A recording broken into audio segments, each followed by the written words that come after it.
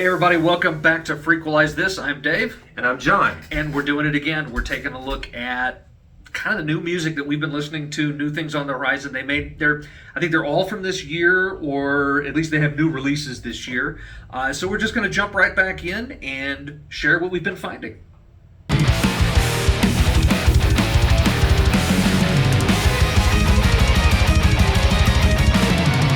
All right, so here's a fun one. Really new this year, the Anchoret. Interesting name, kind of quirky. The song Forsaken. What I find interesting with this one, think King Crimson meets Opeth. And you get kind of an idea of where they're going with this. And it's kind of an interesting... Now, I mean, if you know anything about Opeth and Anchoret, I mean, think Opeth drawing some older... Because there's moments, and it actually, no, I'm going to correct that. It's a range of Opeth because, you know, Opeth almost is two bands sonically. They have distinct periods. Yes. The Anchoret is kind of pulling from across that, and, you know, we'll get into kind of where that goes in a little bit here. Yeah. The really interesting thing is, I think it's an English band, but the weird inclusion is, if you're familiar with The Tangent... Good band. Okay. And Andy Tillison from The Tangent, or he's pretty much The Tangent. Yeah. And, you know, whatever supporting cast he has at the moment. If you know The Tangent and then you listen to this song, you're going to think there is no connection there whatsoever. Except Andy is the keyboardist and synth player for this band, which almost makes no sense whatsoever. Except somehow, I mean, he's like 64 or something like that, and here you have this really heavy band. Wow, he's like 64? He's 64 years old. This sounds like a young, fresh band. And I think the rest of them are. Yeah. But then somewhere in the middle of this, they, you know, and I could be wrong on the ages of the rest of them, it was just, he's the only one out of the band that I knew, and it's kind of like, where did this come from? Yeah. How does he get involved with this bunch? It's very much prog metal. Even to the point of getting in, you know, the growl vocal, which I'm not super a fan of. I'm good with it here. Yes. You know, there's times when, you know, it kind of works, and they mix it in, the clean vocals alongside the growl vocals, and they use the two well in a way that works with the song instead of against the song. Swallow my dreams. I'm now too glad to feel. Yeah.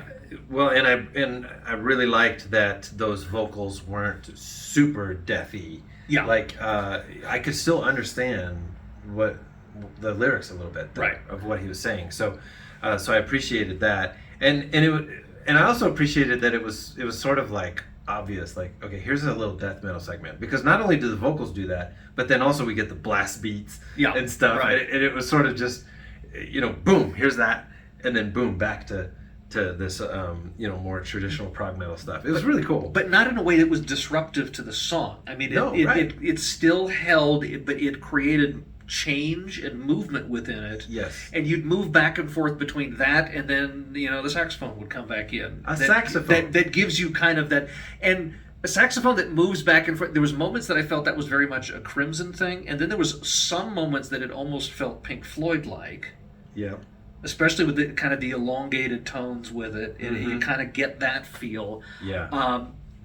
Prog metal with a saxophone. Right. I mean, who comes up... And blast obviously beats. These guys. It maybe, I don't know, is that something where Andy says to them, what if we had a saxophone? Yeah. I don't know. I don't know, but it worked. And it was really fun.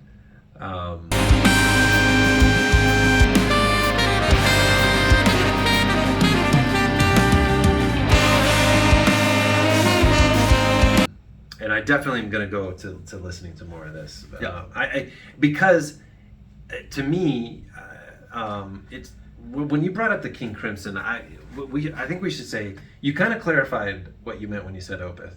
And I think when you say King Crimson, because King Crimson is also... That's also an all over the map kind of... Yes, that's true. I think maybe you were thinking more of the accessible, melodic, and kind of the saxophone part? Yes. Okay. Yeah. Yeah, and I would agree with that, because this has things that I don't normally go to. I don't normally want to listen to saxophones. Yeah. And I don't normally want to listen to death metal. And here I got you to do both. Yes. And thankfully the blast beats are sparsely used. But it works. Right. And so that's where I would recommend this to anybody. Don't be scared off by these little components we're talking about if you're not a big fan of them. That they become components of a greater whole. Right. That works really well. Yeah. And again, it's like if you're a fan of the Tangent, just know you're going to get something very different. Yeah. But it might be a curiosity for you to kind of say, okay, well, what is Andy Tillison, what is his contribution to a prog metal band? Yeah. And we now have an answer. It's the Anchoret. Yeah.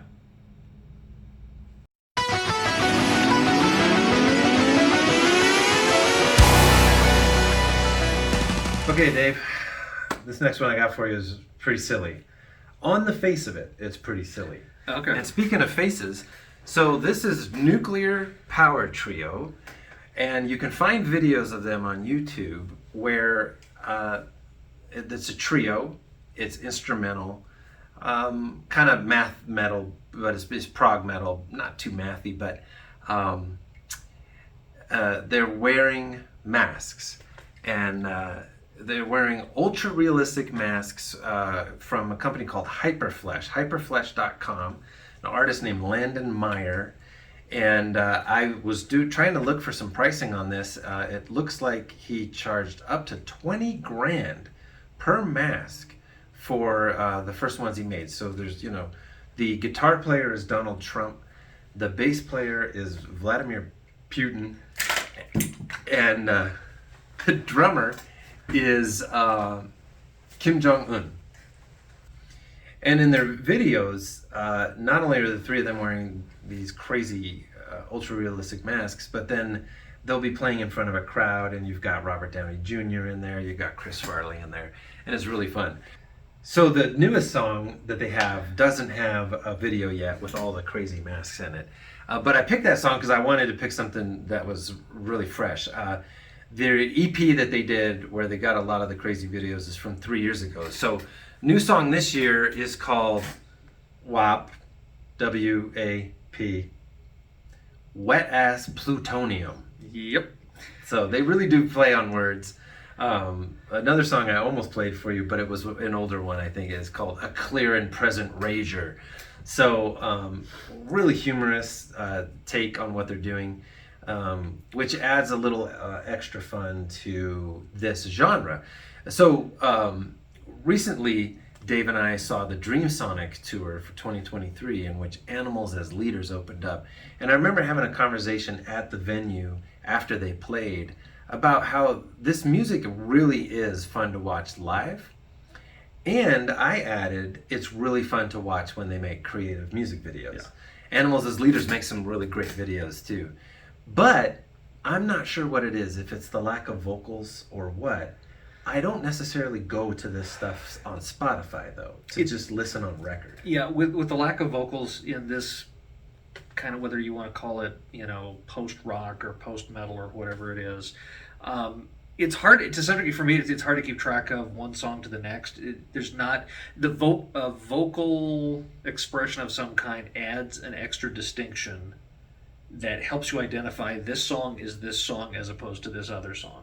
Right. Especially in, I think, this genre.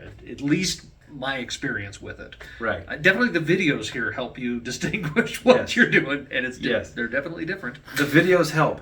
And this band, though, does follow a bit of structure. So there is an intro, and then there's kind of a main verse section, and then there's in between the verse sections, is some heavy riffing that's really cool riff.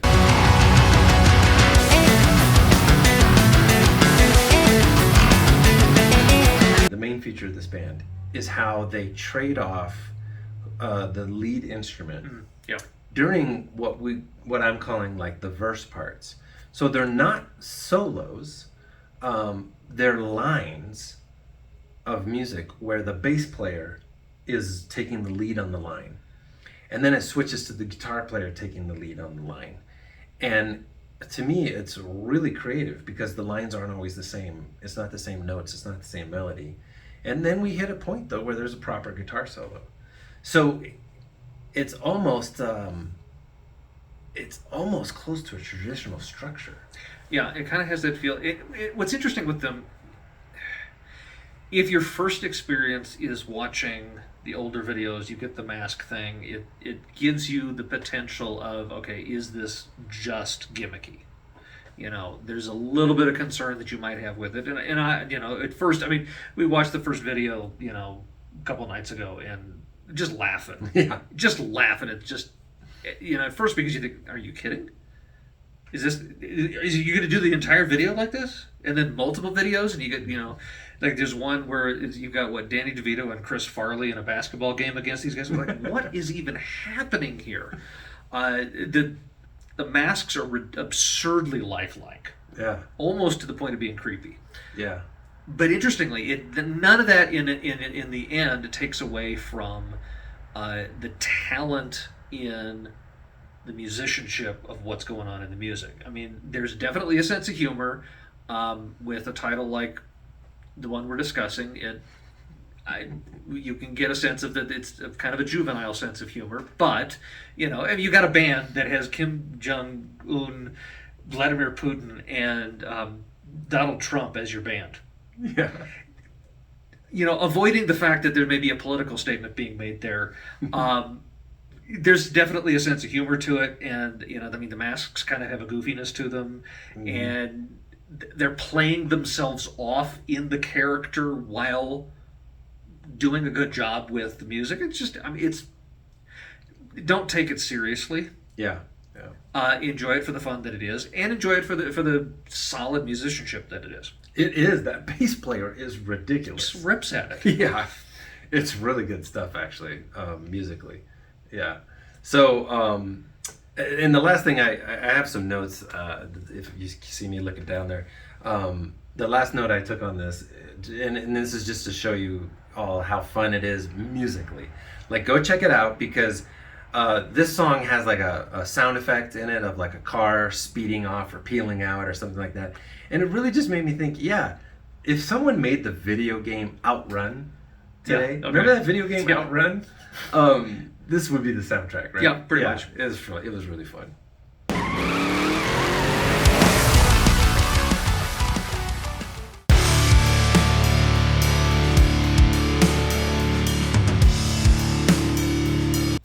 All right, John, I got a little more prog metal for you.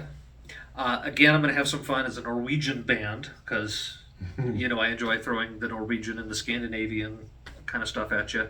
And again, I'm going to have fun with trying to pronounce this thing because it's AVKRVST, I think is how you would pronounce it. AVKRVST, all caps.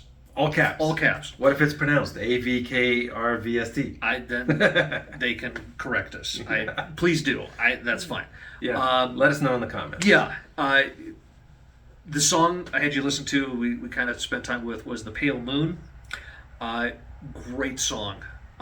What's interesting is there's very much an atmospheric kind of a porcupine tree type of feel.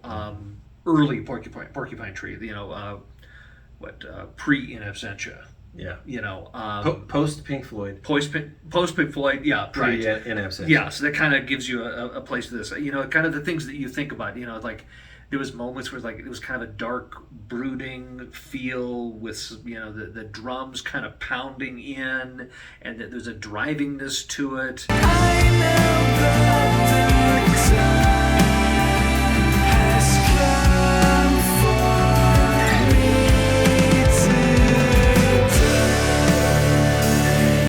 You know, it's another one where you get the little death metal vocal, but it just kind of flavors right in at the end. Yeah. Not a lot to there, but it's just kind of an interesting. But it almost it feels natural in that spot where it built into that type of a feel. But it's only in the last 30 seconds. Yeah, but again, this kind of big atmosphere, heavy.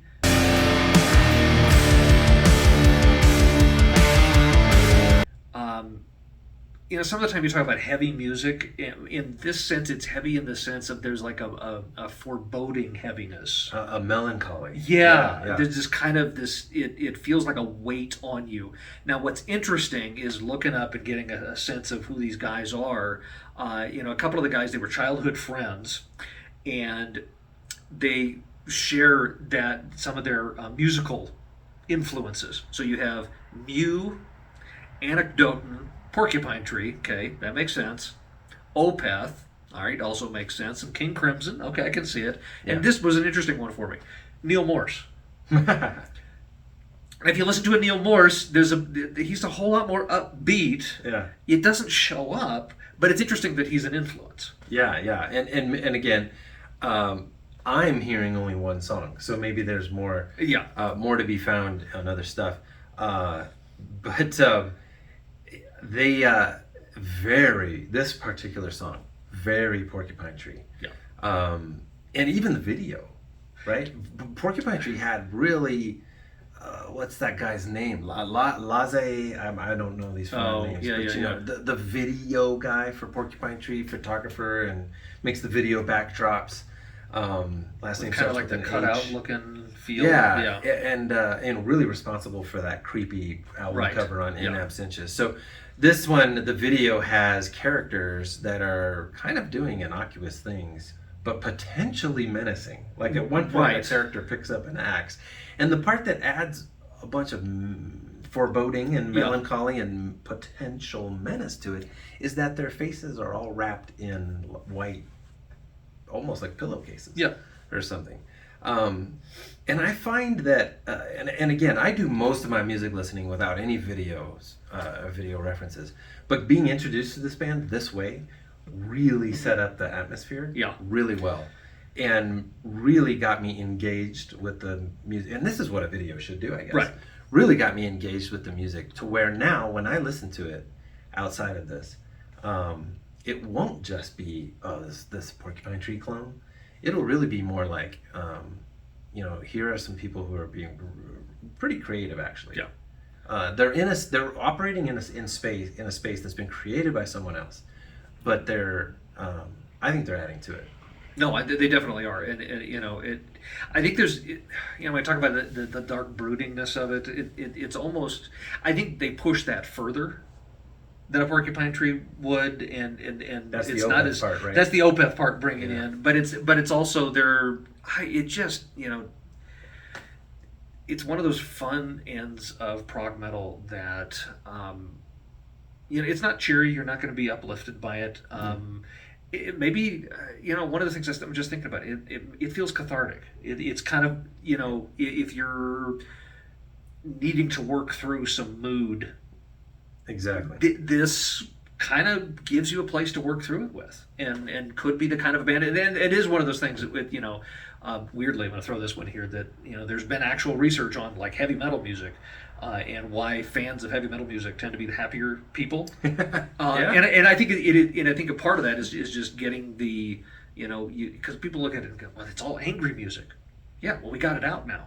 Yeah. Now we're happy. We can move on with life. Right. You're not stuck in the broodingness of it, and I don't think and I know there's kind of an end with the Scandinavian death metal scene goes deep in that direction, partially because they live in a part of the world where it's dark for large portions of the year, so that it kind of lends itself there naturally. But literal darkness. But I think this is a way of kind of how do you, instead of bottling it up, how do you artistically express it in a way that helps others through, and we dig deeper and see what, the rest of the album, and digest more of it. I've listened to the whole album, but there's a lot. There's a density to it. So hopefully if you like the dark and the foreboding and the doominess of it, hey, this may be something for you to enjoy.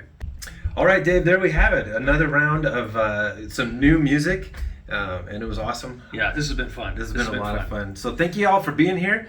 And leave us comments about what the kind of music you're finding, or what you thought about the songs and bands that we brought to you today. So take care, everybody. We'll see you next time. All right, see ya.